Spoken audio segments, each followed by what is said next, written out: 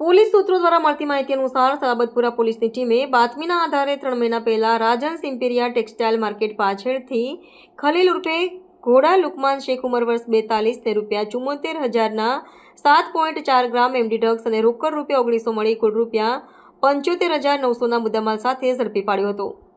Police તપાસમાં ખલીલ શેખને MD ડ્રગ્સનું છૂટકમાં વેચાણ કરવા માટે તેનો પુત્ર તોસીફ ઉર્ફે સોનુ જ ડ્રગ્સ લાવી આપતો હોવાનું બહાર આવ્યું હતું, જેથી પોલીસે તોસીફ ઉર્ફે સોનુની પણ ધરપકડ કરી હતી। તેઓની પૂછપરછમાં અરબાઝ શેખ સંડોવણી બહાર આવતા તેને વોન્ટેડ જાહેર કર્યો હતો। દરમિયાન એસઓજીએ છેલ્લા 3 મહિનાથી ભાગતો ફરતો આરોપી અરબાઝ ઇસ્માઇલ શેખ ઉંમર વર્ષ 44 રહે શાહપોર લાલગેટને પટની હોલ પાસેથી ઝડપી પાડ્યો હતો। પોલીસે અત્યાર સુધીમાં ઉમરવાડા અને માર્કેટ વિસ્તારમાં ચાલતા એમડી ડ્રગ્સના રેકેટમાં 3 આરોપીઓની ધરપકડ કરી છે। એસઓજીએ પકડાયેલા આરોપી અરબાઝ શેખનો કબજો સલાબતપુરા પોલીસને સોંપી વધુ તપાસ હાથ ધરી છે।